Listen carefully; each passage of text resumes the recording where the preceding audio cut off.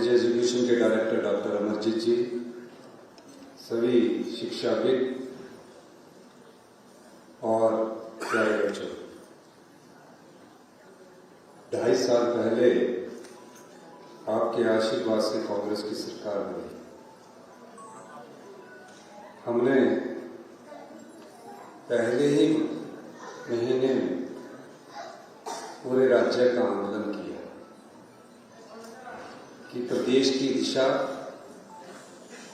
कैसे आगे बढ़े और प्रदेश किस दिशा में आगे बढ़ेगा, उसके लिए सभी विभागों से हमने प्रेजेंटेशन दी।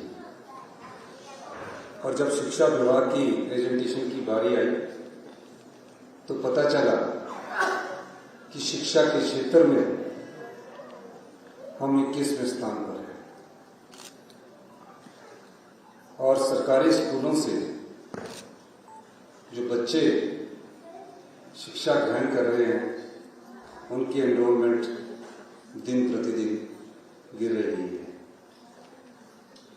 मैंने शिक्षा मंत्री से बात की, शिक्षा सचिव से बात की कि ऐसा क्यों हो रहा है, जबकि हमारे सरकारी स्कूलों में पढ़ाने वाले जो टीचर्स हैं वो कंपटीशन के थ्रू आ रहे हैं, वो टेस्ट के थ्रू आते हैं और अच्छी शिक्षा देते हैं, और प्राइवेट स्कूल में बच्चे क्यों अधिक जा रहे हैं। पाया कि कुछ कमियां हैं, उन कमियों को हमें दूर करना होगा और हमने अपनी सरकार के कुछ बिंदु तय किए। क्योंकि आप शिक्षा जगत से हैं, मैं कुछ बिंदुओं की बात आपसे करना चाहूंगा। हमने कहा कि हमें पूरी व्यवस्था को परिवर्तित करना है और उसमें 5 बिंदुओं को हमने तय किया। और मुझे खुशी है कि 2 साल 8 महीने के इस अंतराल में हम उस दिशा को तय करने में, उस सोच को निश्चित करने की दिशा में आगे बढ़े। पहला बिंदु था कि शिक्षा के क्षेत्र में क्रांतिकारी बदलाव करने होंगे और उन क्रांतिकारी बदलाव में हमें जो भी फैसले लेने होंगे उन फैसलों के छात्र हित हो और शिक्षकों का हित हो। पता लगा पिछली भारतीय जनता पार्टी की सरकार ने चुनावों से 6 महीने पहले 600 के करीब शिक्षा संस्थान और खोल दिए। हुआ क्या, हर जगह नोटिफिकेशंस हो गई और जो +2 स्कूल्स की नोटिफिकेशन हुई उसमें ये पाया गया कि शिक्षकों की नियुक्ति नहीं की गई, बल्कि उस स्कूल से अगर फिजिक्स का लेक्चरर था तो उसको ट्रांसफर करके दूसरे स्कूल में भेज दिया गया और दोनों स्कूलों की शिक्षा प्रभावित हुई। अब फैसला ये करना था कि क्या इन शिक्षा संस्थानों को खुले रखना है, जिसका कि राजनीतिक विरोध का हमें सामना करना पड़ता है। लेकिन हमने देखा कि बच्चों की क्वालिटी एजुकेशन में कैसे इंप्रूवमेंट आया और हमने फैसला किया। हमने कहा कि हमारा ध्येय ये होना चाहिए कि कोई भी बच्चा शिक्षा से वंचित नहीं रहना चाहिए, स्कूल खोलना मकसद नहीं होना चाहिए, क्वालिटी एजुकेशन देना मकसद होना चाहिए। और हमने इस दिशा में कदम बढ़ाए और हमने 600 शिक्षा संस्थानों को बंद करने का फैसला किया जिन शिक्षा संस्थानों में टीचर्स की नियुक्ति नहीं थी। फिर शिक्षा मंत्री जी से मेरी बात हुई और हमने पहले ही साल तकरीबन 5100 TGT medical, TGT non medical और टीजीटी आर्ट्स के शिक्षकों की नियुक्ति के लिए फाइनेंस से अनुमोदन किया। और मुझे खुशी है कि हम शिक्षकों की नियुक्ति कर रहे हैं और आज कल में जेवीटीज की नियुक्ति करने हम जा रहे हैं और TGT non medical, medical arts और मेडिकल की नियुक्ति राज्याचार्य के माध्यम से करने जा रहे हैं। उसके बाद ये भी पता चला कि कई जगह ऐसे स्कूल हैं जिन स्कूलों में बच्चे तो मात्र 5 हैं, लेकिन टीचर 3 हैं। और कई जगह ऐसे स्कूल हैं जब बच्चों की संख्या तो 70 और 80 है, लेकिन टीचर 1 है। और हमने उनको रैशनलाइजेशन करने की कोशिश की और स्कूलों को मर्ज करने की कोशिश की। यही फैसला भी काफी नहीं था, हमें और क्रांतिकारी बदलाव करने थे। और हमने एक कंसेप्ट को विकसित किया और उस कंसेप्ट के माध्यम से हमने कहा कि पूरे प्रदेश में Rajiv Gandhi day boarding school खोले जाएंगे। और मुझे खुशी है कि इसमें हमने 200 करोड़ रुपए के बजट का प्रावधान कर दिया है और पूरी शिक्षा प्रणाली को आने वाले समय में हम Rajiv Gandhi day boarding school में कन्वर्ट करने जा रहे हैं।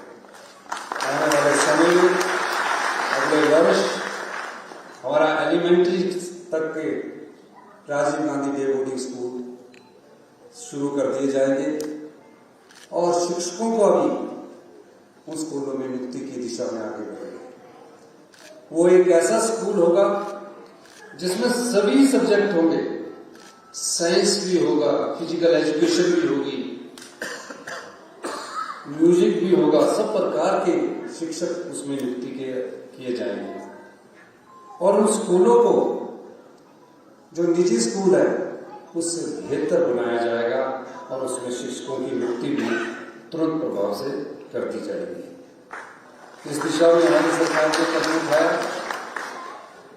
और उसके बाद जब हमारे शिक्षा के क्षेत्र में हमने देखा गया कि हमारी बेसिक एजुकेशन में कहाँ कमजोरी है, उस बेसिक एजुकेशन की कमजोरी को कैसे दूर किया जाए। 2.5 साल की मेहनत के बाद आज मुझे ये बताते खुशी हो रही है कि पूरे देश में हमने पहली रैंकिंग प्राप्त की है। क्योंकि केरल और पंजाब तो पहले से ही अच्छी शिक्षा दे रहे थे, हम 21वें स्थान पर थे। उस तरह से हमने पहली रैंकिंग प्राप्त की है। इसमें शिक्षकों का बहुत बड़ा योगदान है। असर की रिपोर्ट में हमने पूरे हिमाचल प्रदेश में अगर शिक्षा के स्तर को देखा जाए किस प्रकार हमने आगे बढ़े हैं, तो मैं आपको बताना चाहूंगा। कक्षा 9th में हम 3रे स्थान पर पूरे हिंदुस्तान में हैं। और एनसीईआरटी की रैंकिंग में अगर हम छलांग की बात करें तो हम पंजाब और केरल के बाद पहले स्थान पर है। ये क्यों हो सका? ये इसलिए हो सका कि जो हमारे शिक्षक हैं उन्होंने भी सोचा कि कहां सरकार हमें बच्चों को अच्छी शिक्षा उपलब्ध करवाने के लिए अधिकतम वेतन देती है, हमें भी उस दिशा में कुछ कार्य करना चाहिए। समय की मांग है और भविष्य की शिक्षा की चुनौतियों को देखते हुए हमें आगे बढ़ना है। अगर हम चुनौतियों का सामना करना है तो ये लड़ाई एक युद्ध की तरह लड़नी होगी और इसमें आप लोगों का साथ चाहिए। मेरा मानना है कि अगले 1 वर्ष के भीतर हम अपने बदलाव से हिमाचल प्रदेश को हिंदुस्तान के पहले 3 स्थान में पाएंगे। ये वो दिन दूर अब नहीं है।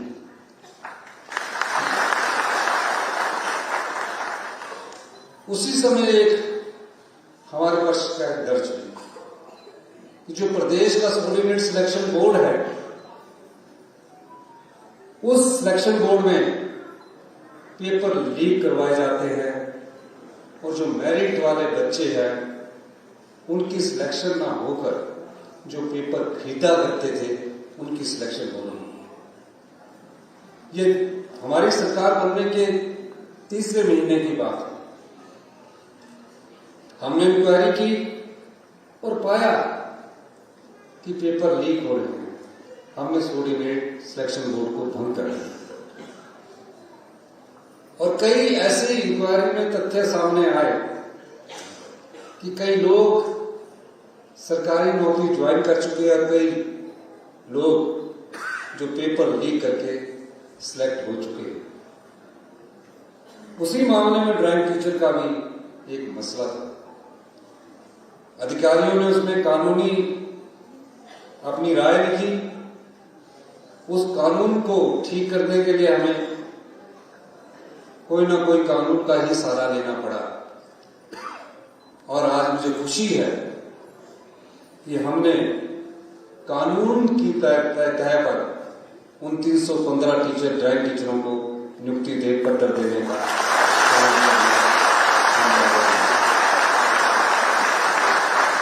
कई बार ड्राइंग टीचर मुझसे मिले, माननीय शिक्षा मंत्री जी से मिले, विस्तृत चर्चा की गई।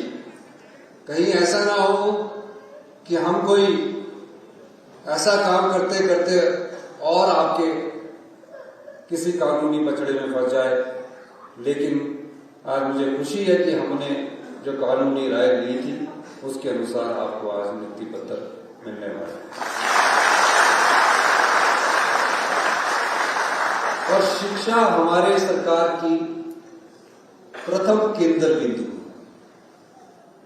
5 केंद्र बिंदुओं को हमने पहचाना कि अगर प्रदेश को आत्मनिर्भर बनना है, अगर प्रदेश को अपने पांव पर खड़ा होना है, तो हमें किस दिशा में आगे बढ़ना होगा।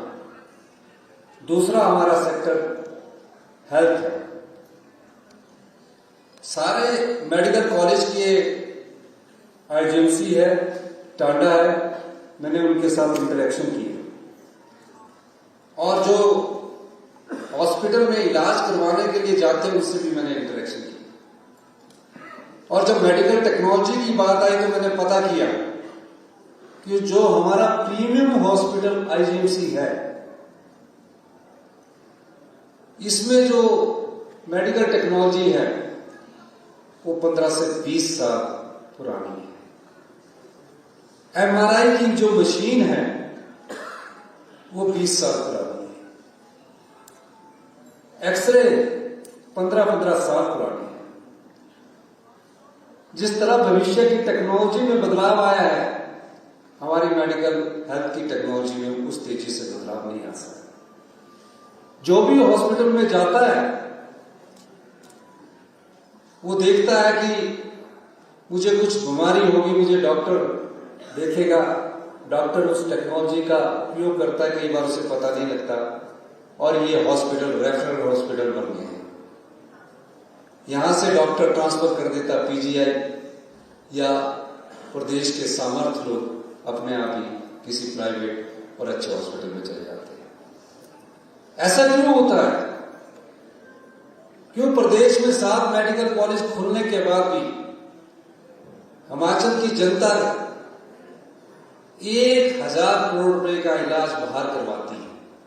ऐसा इसलिए हुआ कि हमने समय को नहीं पहचाना, समय की चुनौतियों के साथ नहीं चले और समय की टेक्नोलॉजी को नहीं अपनाया। मैंने पूरी विस्तृत चर्चा की और मैं आज आपको बताना चाहता हूं, आर्थिक तंगी के बावजूद प्रदेश भीषण आर्थिक स्थिति से गुजर रहा है। हमने कहा कि शिक्षा के क्षेत्र में और मेडिकल एजुकेशन के क्षेत्र में कोई कमी नहीं आने देंगे। और हमने मेडिकल टेक्नोलॉजी में एम्स की तर्ज पर जो हिंदुस्तान का नंबर 1 हॉस्पिटल है, उस मेडिकल टेक्नोलॉजी को अपनाने की दिशा में आगे बढ़े। 11 तारीख को मुझे बड़ी खुशी है कि जिस टेक्नोलॉजी का उपयोग एम्स कर रहा है, हम रोबोटिक सर्जरी करने जा रहे हैं चमियाना में। और जो एमआरआई की मशीन जो 19 साल पुरानी है वो हम आईजीएमसी टांडा और चमियाना में उनको देने जा रहे हैं। तकरीबन हमने कहा कि हिमाचल के लोगों को अच्छा इलाज मिले। महज हॉस्पिटल खोलने के बाद, हेल्थ इंस्टीट्यूशन खोलने के बाद हमें उन्हें बेवकूफ नहीं बनाना है कि हॉस्पिटल बड़ा खोल दिया, बिल्डिंग बड़ी कर दी। बिल्डिंगों से हॉस्पिटल नहीं बनते हैं, जब तक आपको ये पता ना लग जाए कि आपको किस तरह की बीमारी है, डायग्नोज होना पहले जरूरी है। और हम आने वाले 6 महीने के भीतर चमैना को एम्स के बराबर का मेडिकल सुपर स्पेशलिस्ट हॉस्पिटल बनाने जा रहे हैं और वहां किसी भी पैसे की कमी नहीं है। उसके बाद आईजीएमसी और टांडा, नेर चौक और हमीरपुर मेडिकल कॉलेज को बनाने जा रहे हैं। मैंने ये भी निर्देश दिए कि जो रोबोटिक सर्जन हैं उनको हमें पैकेज के तौर पर लाना है। और हमने कहा क्योंकि बहुत कम रोबोटिक सर्जन है और रोबोट से जो इलाज होता है वो बहुत अच्छा और सस्ता और किफायती और सही इलाज होता है।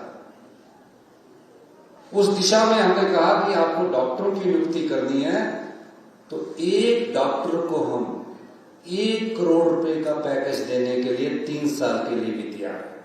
इस दिशा में हम हेल्थ इंस्टीट्यूशन को मजबूत कर रहे हैं। उसके बाद हमारी ग्रामीण अर्थव्यवस्था है। तीसरा हमारा केंद्र बिंदु ग्रामीण अर्थव्यवस्था है। 80% हम लोग गांव में रहते हैं, शहरों में बहुत कम आबादी रहती है। 20% के करीब हम गांव में रहते हैं और सबका एक एंसेस्ट्रल हाउस गांव में जरूर है। उनकी आर्थिक स्थिति को कैसे मजबूत किया जाए और जो प्रदेश का प्राकृतिक सौंदर्य है उसको कैसे संभाल कर सजो कर रखा जाए और कैसे हम हिमाचल प्रदेश को आगे बढ़ाएं। हमने प्राकृतिक रूप से उगाए हैं जो भी फसलें हैं।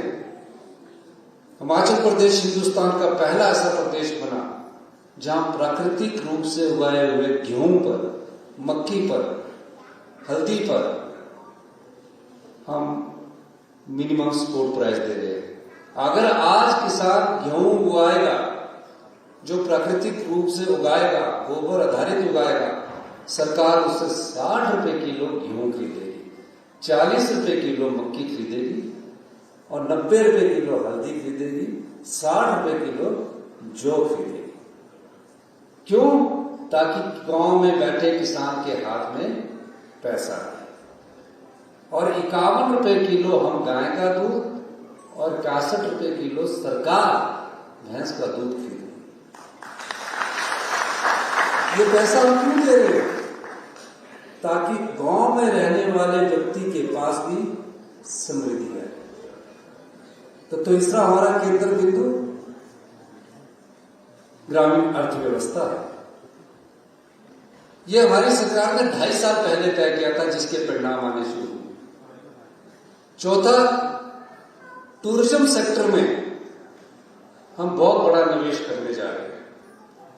हम हेलीपोर्ट्स बना रहे हैं क्योंकि टूरिज्म सेक्टर ही एक ऐसा सेक्टर है जब कोई भी पर्यटक यहां आएगा तो जीएसटी के रूप में कुछ ना कुछ देकर जाएगा।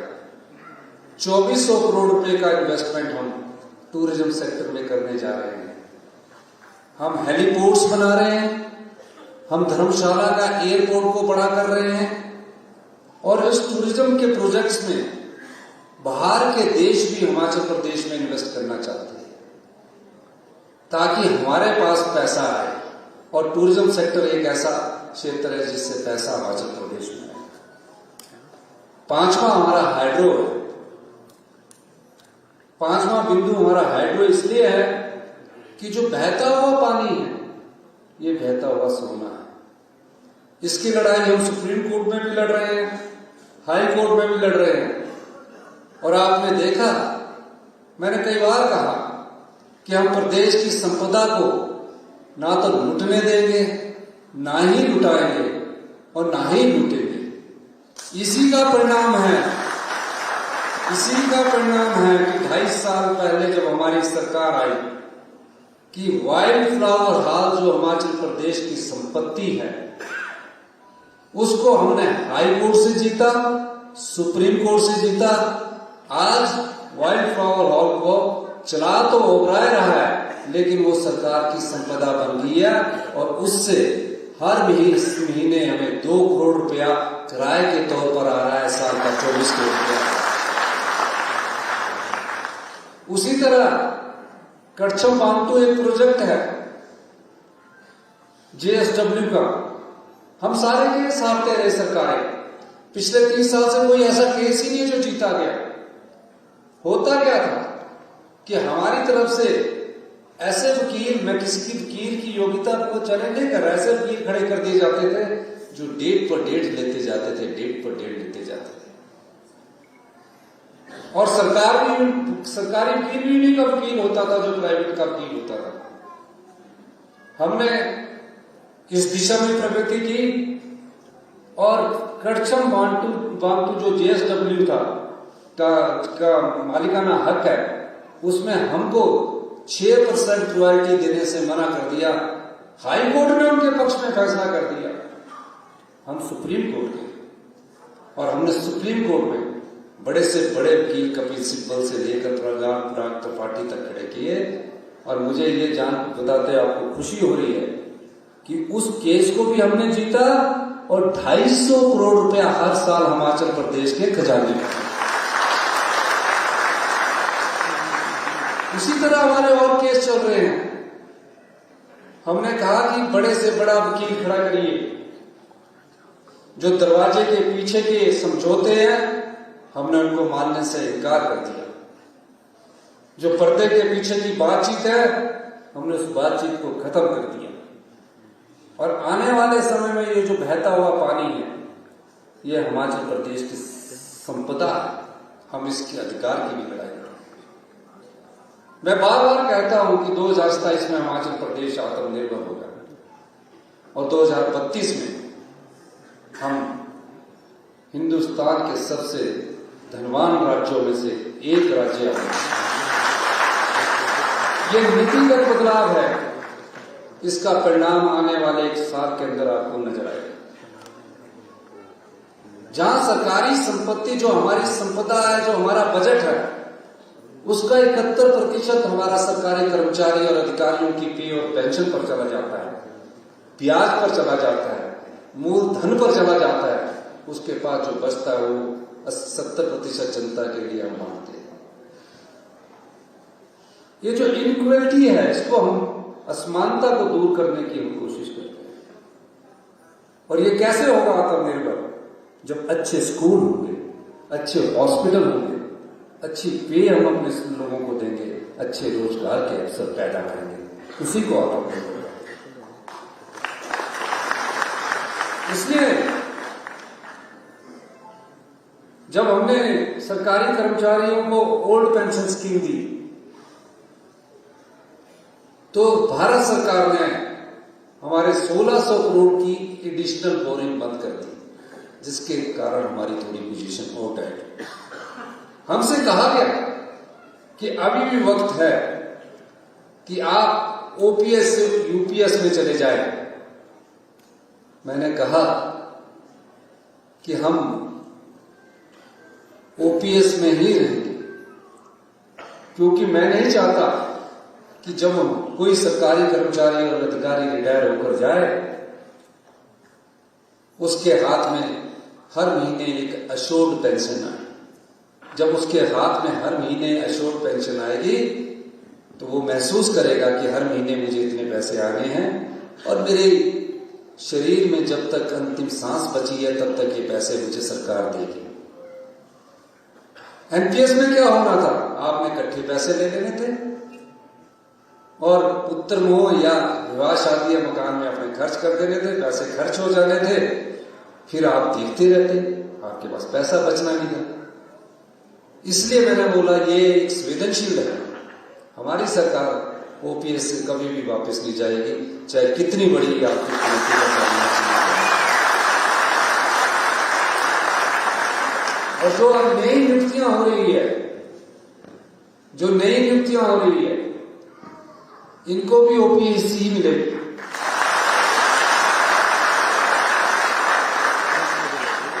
एक और शोर भारतीय जनता पार्टी के नेता मचाते रहते हैं, जॉब ट्रेनिंग। ये कॉन्ट्रैक्ट का मूल स्वरूप है साल में राज्याचरण आयोग द्वारा जो भी किया जाएगा वो 2 साल में रेगुलर हो जाएगा। मैं देखता हूं एजिटेशन कर रहे हैं, हम जो कहते हैं वो करते हैं। हम जनता को सही स्थिति से अवगत करवाते हैं, लेकिन अभी फैसलों का समय है। हमने राजनीतिक लाभ के लिए ओपीएस नहीं दिया, हमने ओपीएस आपकी सामाजिक सुरक्षा के लिए दिया। अगर राजनीतिक लाभ के लिए हमने ओपीएस देना होता तो कईयों की कहावत है, अभी शिक्षा मंत्री जी से में से बात कर रहे थे कि मैंने एक क्वेश्चन किया तो इन्होंने बोला कि मुझे कहां याद है 4 दिन पहले का। तो हम चुनावों से 2 महीने पहले ओपीएस देते और कहते कि अपना वादा पूरा करते हैं, लेकिन हमने उन परिवारों को सामाजिक सुरक्षा मुहैया करवाई जिनके कारण उनके परिवार के बच्चे उन्हें छोड़कर चले गए। जब हमने ओपीएस दिया तो मुझे सुंदरनगर में एक व्यक्ति मिला, कहा कि मुझे 4,000 रुपया पेंशन मिलती थी, अब 40,000 होगी, मेरे पोते दोते सब घर वापस आ।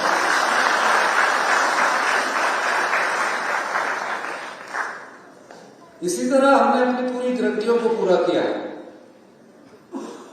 भारतीय जनता पार्टी वाले जितने भी सोशल मीडिया पर है चले रहे, मीम बनाते रहे, हमें तो आम लोगों की सेवा करनी है, किसान की सेवा करनी है, युवाओं को रोजगार के अवसर देने। और सरकारी स्कूल, एक समय ऐसा आएगा कि सरकारी स्कूल की एडमिशंस के लिए भी आपको टीचर को, प्रिंसिपल को सिफारिश लगानी पड़ेगी कि सरकारी स्कूल में हमारी एडमिशन करवाएं। समय लगेगा, 2-3 साल की बात है अभी, पर जिस दिशा से और जिस तेजी से हम बदलाव कर रहे हैं, अब वो समय दूर नहीं कि आपके पास सिफारिश आए। हमने इंग्लिश में पहली कक्षा से शुरू की है, नए स्कूल ग्राउंड्स बन रहे हैं, पुराने स्कूलों को अपग्रेड किया जा रहा है और 100 सीबीएसई स्कूल अगले साल या इससे अधिक सीबीएसई स्कूल अगले साल शुरू कर दिए जाएंगे। 13 तारीख को हमारी मीटिंग होनी है शिक्षा की, उसमें कुछ और बदलाव आपके सामने लेकर आएगा, पर आपका साथ जरूर चाहिए, आप लोगों का साथ जरूर चाहिए। कोई भी सरकार, कोई भी राजनीतिक पार्टी, चाहे कांग्रेस हो, वो कभी भी ये नहीं सोचती है कि इस फैसले से हमारी कुर्सी चली जाएगी। अगर हम भी यही सोचते रहे कि यार अब हमें कुछ नहीं करना है, कुछ नहीं करना है, तो 40 साल से ये व्यवस्था चली आ रही है, ये हमें हिमाचल प्रदेश को और नीचे धकेल देगी। हम ये सोचकर काम करते हैं कि इस फैसले से आम जनता का और स्कूल में पढ़ने वाले छात्रों का भला होगा, इस दृष्टि से हमें कार्य करना है। इसलिए शिक्षक वर्ग से भी मैं अनुरोध करूंगा, सभी, चाहे वो कॉलेज के हैं चाहे सभी हैं, हम आपके साथ हैं। आप भी अगर सुझाव देते हैं सेक्रेटरी एजुकेशन को, शिक्षा मंत्री जी को, उन सुझावों को हम स्वीकार करेंगे और इसमें कोई दो राय नहीं है। हम इस बात पर भी विचार कर रहे हैं कि जो शिक्षा की रिटायरमेंट है, जो शिक्षक है, वो बीच एकेडमिक सेशन में रिटायर होना चाहिए या नहीं होना चाहिए। हम इस पर विस्तृत चर्चा भी कैबिनेट में की है, अभी और विचार कर रहे हैं कि क्या उसको एकेडमिक सेशन में ही रिटायर किया जाए, क्योंकि बीच में बार बार ट्रांसफर होकर पोस्टें खाली हो जाती है और फिर उस स्कूल का में ट्रांसफर हो जाती है और दूसरे स्कूल में पढ़ाने वाले टीचर जो है वो भी नहीं मिलते। तो एकेडमिक सेशन में ट्रांसफर की, खासकर एजुकेशन में, जो एजुकेशन से संबंधित विभाग है, मेडिकल एजुकेशन में, टेक्निकल एजुकेशन में, क्या एकेडमिक सेशंस में रिटायरमेंट एज को कर, जस्ट एकेडमिक सेशन खत्म होने के बाद क्या रिटायरमेंट एज की दिशा में आगे बढ़ा जाए, इसमें हमारी अभी विस्तृत चर्चा हो रही है, ताकि बीच में कोई रिटायरमेंट ना ले। ये सब चीजें हम देख रहे हैं। प्रमोशन के मामले में भी हम सोच रहे हैं कि 2 साल में 2 प्रकार से प्रमोशंस हो, ताकि प्रमोशन के बाद भी स्कूल खाली ना हो, और उस समय के प्रमोशन के समय कैसे निर्धारित किया जाए, इस बारे में भी सभी यूनियन वालों से चर्चा करने के बाद ही हम इस दिशा में आगे बढ़ेंगे, क्योंकि ये सुधार है। अब कभी कोई टीचर जुलाई में रिटायर हो गया फिजिक्स का, तो उस समय तो हम भर नहीं सकते, तो कोई ट्रांसफर करवा के कहीं से फिजिक्स का या केमिस्ट्री का टीचर आ गया तो स्कूल में टीचर खाली हो गया। तो क्यों बच्चों की शिक्षा से हम समझौता करें, बच्चों की क्वालिटी एजुकेशन की गुणवत्ता से हम समझौता करें। सरकार की सब दिशा की तरफ में सोच रही है, और मेरा ये मानना है कि हम जो शिक्षक है, मैं खुद गर्व सरकारी स्कूल में पढ़ा हूं, जो शिक्षक है वो अच्छी शिक्षा देते हैं। सबसे पढ़े लिखे टीचर सरकारी क्षेत्र में आते हैं, कॉम्पिटिटिव एग्जामिनेशन के थ्रू आते हैं। आप पढ़ाना चाहते हैं इसलिए आप इतने अच्छे पढ़कर आते हैं, लेकिन कभी आपने थोड़ा सा सोचा कि हमारी क्वालिटी में कहां कमी रह गई? कुछ एक सुधार हमने किए हैं। सुबह प्रार्थना का समय रखा है, जनरल नॉलेज का हमने रखा है, और ड्रेस कोड हमने कह दिया है कि प्रिंसिपल ही तय करेगा स्कूल में ड्रेस कोड क्या कहना है। टीचर भी अपने मर्जी से ड्रेस कोड तय कर सकते हैं। प्रिंसिपल और टीचर्स की एक कमेटी बैठ करके बच्चों को हमने इस प्रकार की ड्रेस देनी है ताकि वो अच्छे लगे। और इसमें मैं ये भी चाहूंगा कि प्रिंसिपल भी, पहले समय में प्रिंसिपल और हेडमास्टर एक क्लास पढ़ाते थे, एक शौक होता था कि एक क्लास में पढ़ा दूं ताकि मैं भी ना भूल जाऊं। तो आपसे भी मेरा अनुरोध रहेगा कि सभी प्रिंसिपल और लेक्चरर जो है, जब आपके पास कभी समय हो तो एक क्लास जहां कोई टीचर उपलब्ध नहीं है उस टीम का, तो आप उसमें पढ़ाने की कृपा करें, ताकि अच्छा रहेगा, ताकि क्वालिटी एजुकेशन हमारे अपने बच्चे अच्छा पढ़ेगा, समाज के कोई एक ऐसा अच्छा बच्चा निकलेगा जो साइंटिस्ट बनकर कोई ऐसा खोज करे जिससे पूरे समाज का उत्थान हो। आप ही का पढ़ाया बच्चा। तो इसलिए आज अभी सभी जो हमने समग्र शिक्षा अभियान के तहत जो हमने अभी शुरुआत की है, इसके लिए भी मैं आपको बहुत बहुत शुभकामनाएं देता हूं। और काफी लंबे अरसे के बाद सभी ड्राइंग टीचर्स जो बेचारे काफी संघर्ष किया, अच्छा किया संघर्ष किया, मिलते रहे।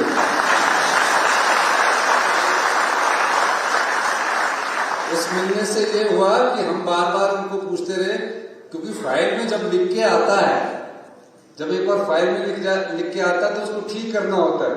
ये सरकार में फिर शिक्षा मंत्री जी उसको ठीक करेंगे, फिर मेरे पास आएंगे, जहां बड़ा होगा शिक्षा सचिव करेंगे। आज आपके लिए ये ड्राइंग टीचर की हमें और भी पोस्टों की जरूरत है, क्योंकि जिस प्रकार से हम अपनी ऑर्गेनाइजेशंस को, शिक्षा संस्थानों को स्ट्रेंथन करने जा रहे हैं, फिजिकल एजुकेशन में हम भर्ती करने जा रहे हैं और टीचरों की भर्ती करने जा रहे हैं। ये टीचर अभी यही नहीं रुकने वाले, अभी और सैंक्शन हम पोस्टें करने जा रहे हैं। थोड़ा सा रैशनलाइजेशन में आपने हमारा सहयोग देना है। इन्हीं शब्दों के साथ उन सभी ड्राइंग टीचरों को बहुत बहुत शुभकामनाएं। और प्यारे बच्चों को जो जापान की यात्रा कर रहे हैं, प्यारी बेटियां पहली बार बोर्डिंग पास बनाएगी, एयरपोर्ट पर जाएगी, घूमने से ज्यादा नॉलेज आता है। बुक से एडमिशन बन जाते हैं, घूमोगे तो काफी अच्छा पता लगता है। हमारा प्रयास रहेगा जैसे ही हम सामर्थ्य होते हैं कि सरकारी स्कूल के बच्चों को आने वाले समय में और भ्रमण पर भेजा जाए, इस दिशा में भी हम अपने कदम बढ़ाएंगे। आपने हमारी बात सुनी, आपका बहुत बहुत धन्यवाद। जय हिंद, जय भारत।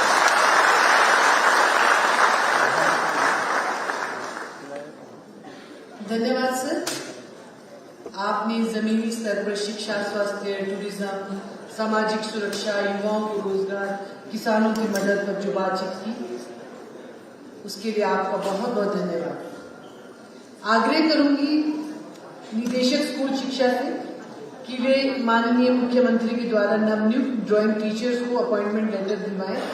मैं क्रमवार हर जिले में से 2-2 अध्यापकों के, 4-4 अध्यापकों के नाम लूंगी और जिनको ये अपॉइंटमेंट लेटर मिलेंगे आप सौभाग्यशाली हैं कि आपकी नियुक्तिकरण में नियुक्ति हुई है और माननीय मुख्यमंत्री स्वयं आपको ये अपॉइंटमेंट लेटर दे दें। रिक्वेस्ट रहेगी कि जो पहले 22 टीचर बैठे हुए वो एक ही बारी में आगे आ जाए डिस्ट्रिक्ट वाइज।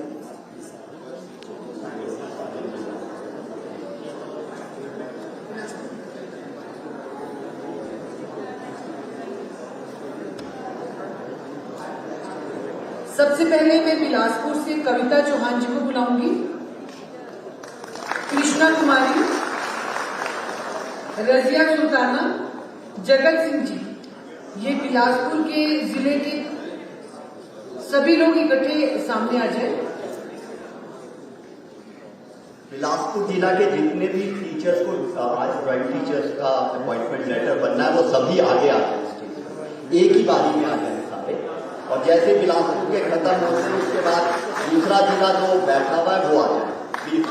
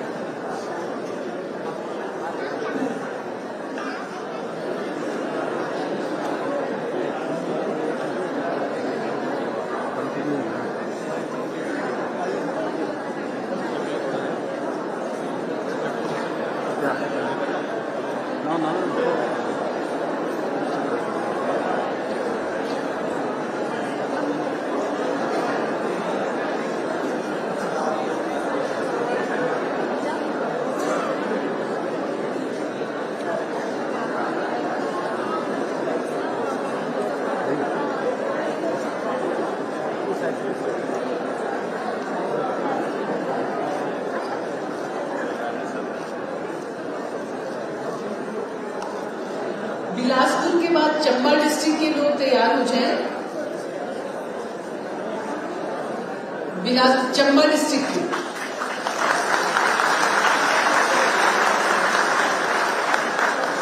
और चंबा के बाद हमीरपुर के टीचर्स भी तैयार हैं।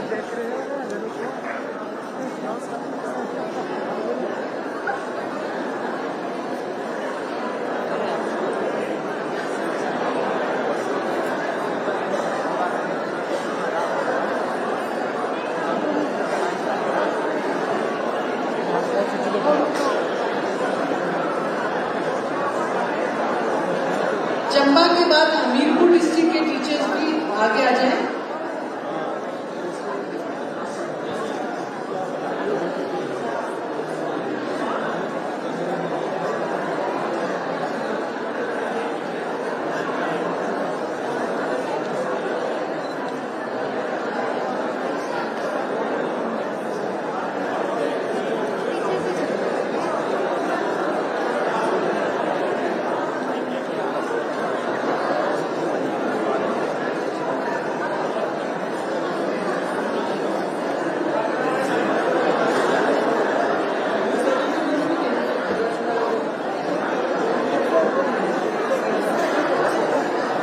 हमीरपुर डिस्ट्रिक्ट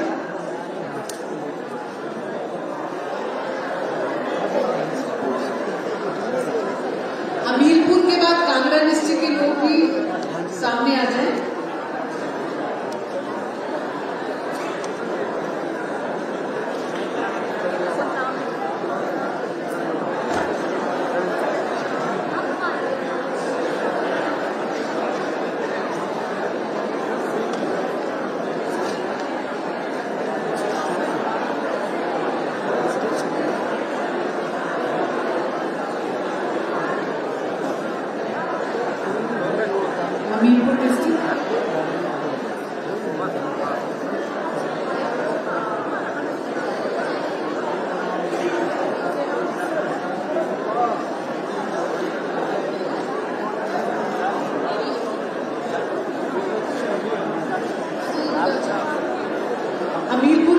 कांगड़ा डिस्ट्रिक्ट के लोग मंच पे आ गए।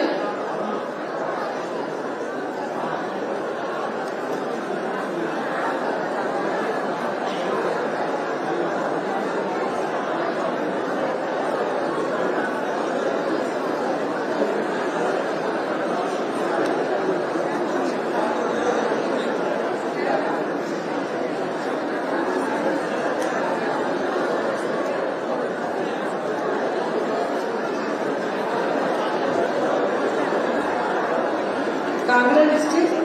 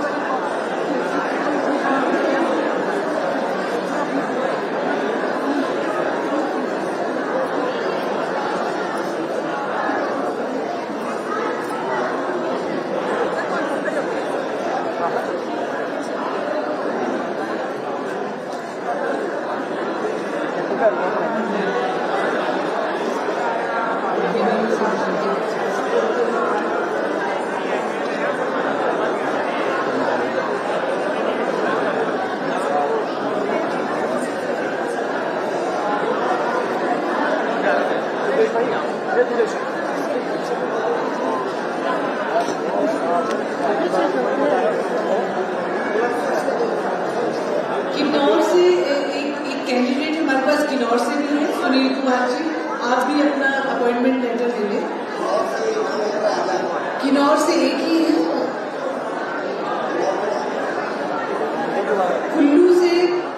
कुल्लू के लोग भी लाइन में आ जाए।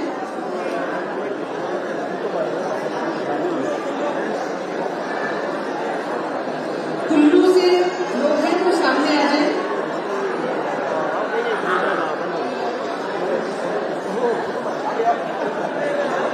लाहौल स्पीति से भी हमारे पास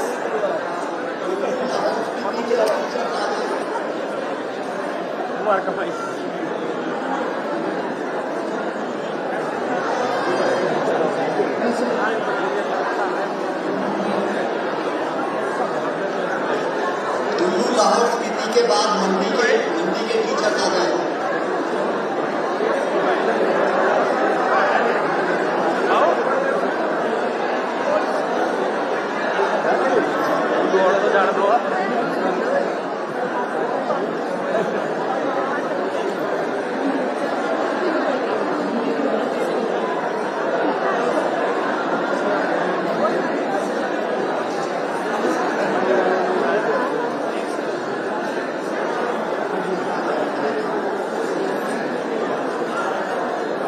लाहौल स्पीति से एक व्यक्ति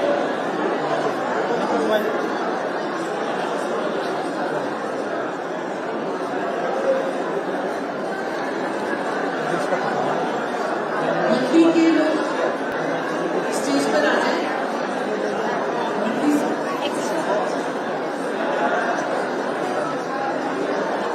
मंडी के बाद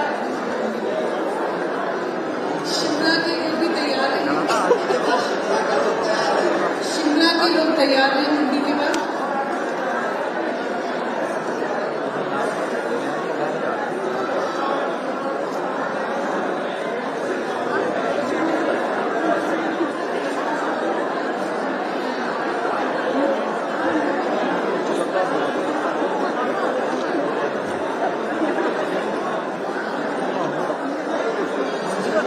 वाले करवा के भाई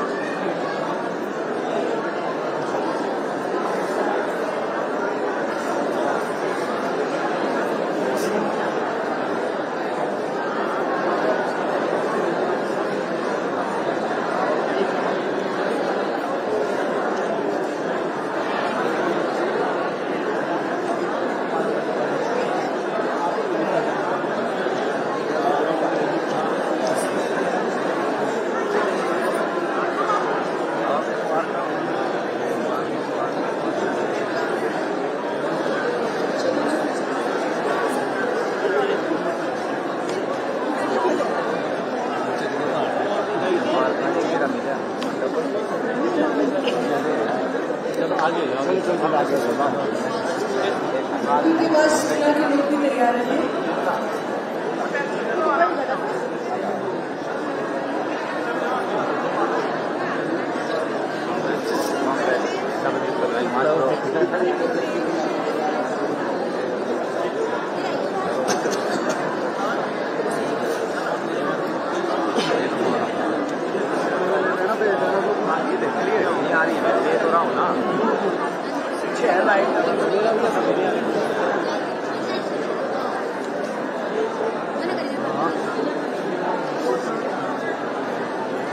जिनको अपॉइंटमेंट लेटर मिल गया है अपना स्थान ग्रहण कर लें।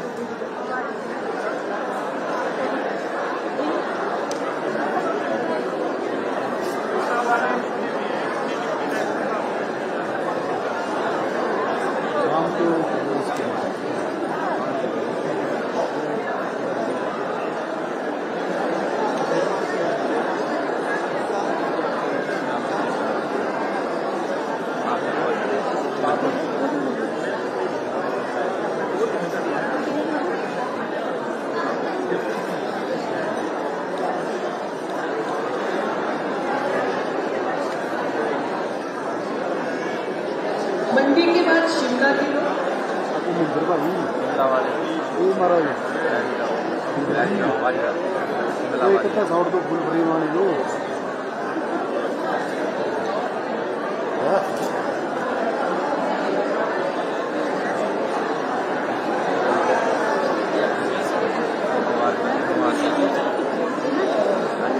शिमला के बाद सिरमौर के लोग खड़े हो जाए और जिनको ये अपॉइंटमेंट लेटर मिल गए हैं अपना स्थान ग्रहण करें।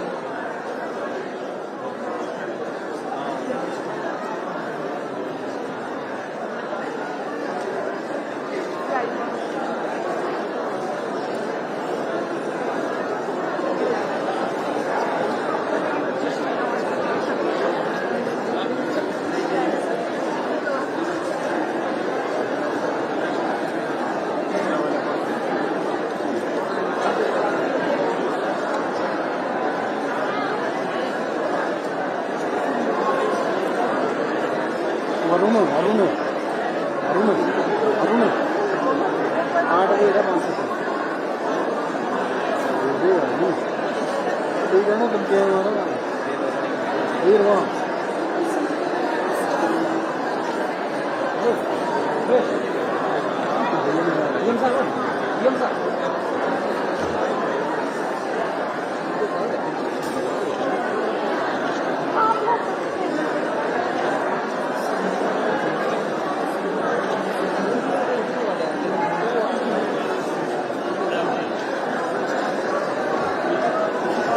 सिरमौर के बाद सोलन और ऊना के लोग भी लाइन में आ जाए।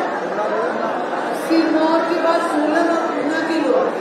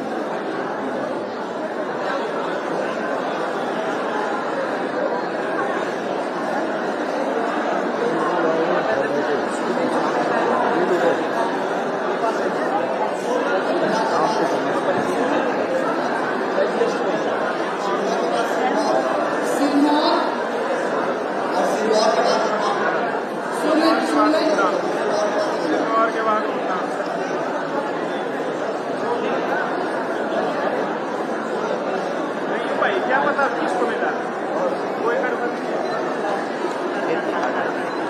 पंजाब और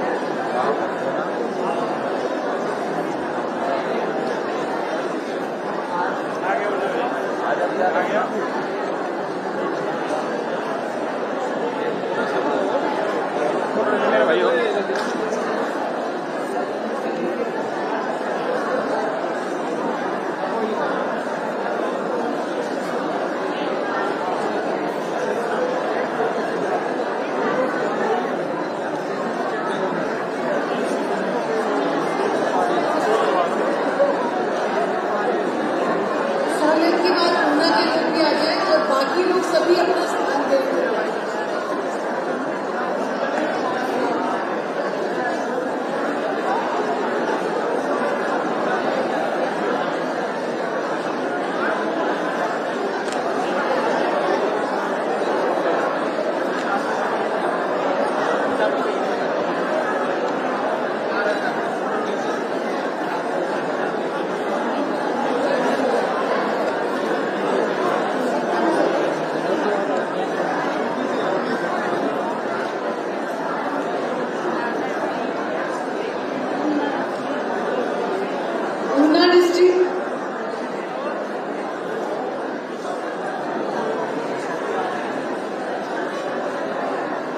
सभी से अनुरोध है कि अपना अपना स्थान भी ग्रहण करें।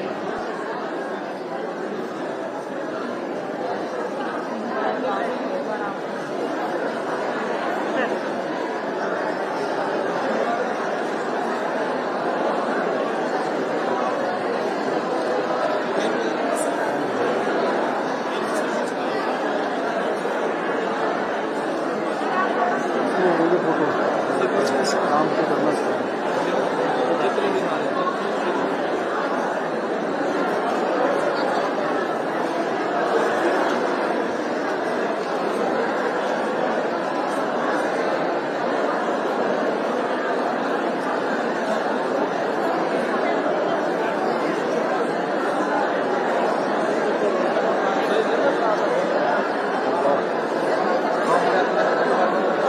हेलो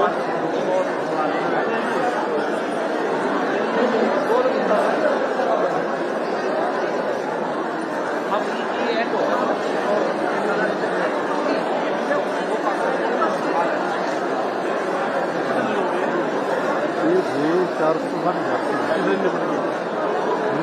ये अब थोड़ी सी बच्चे उनको दी थी।